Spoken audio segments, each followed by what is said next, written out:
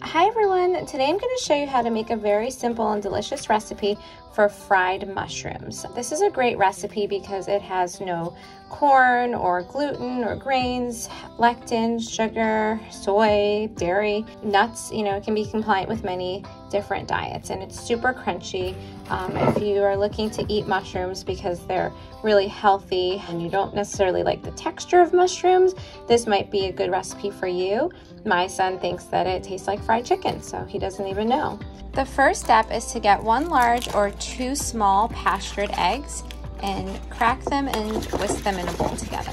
And then you're going to set it aside. And next we're going to pour 1/2 cup of tapioca flour, 1/4 teaspoon of salt, and 1/2 teaspoon of onion powder into a bowl, and just toss that lightly to combine. I like to use a skillet, a cast iron skillet, because it cooks really nicely, but you can get like a pot as well, and we're gonna coat it with about 2 tablespoons of oil. I'm using a mix of avocado oil and extra virgin olive oil. Then we're gonna turn the heat on to medium-low. So I'm using the oyster mushrooms that I got from Fat Moon Mushrooms, which is a local company that actually, these were grown on a mushroom grow kit that you can actually order from her website. I've provided the link below, and you can use it with any mushrooms really. I've even used it with combs tooth mushrooms if you can get a hold of those. It's really great and it comes out a lot like calamari. So the first step is to just dip the mushroom into egg and let that egg drip off, and then we're going to dip it into the flour.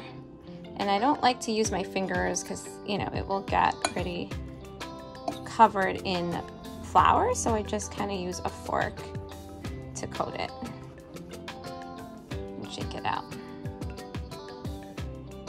And then I like to put it on just a dish while I coat the rest. So continue doing this process until all of the mushrooms are coated. All right, so now we're gonna add the mushrooms to the hot oil and start frying these up.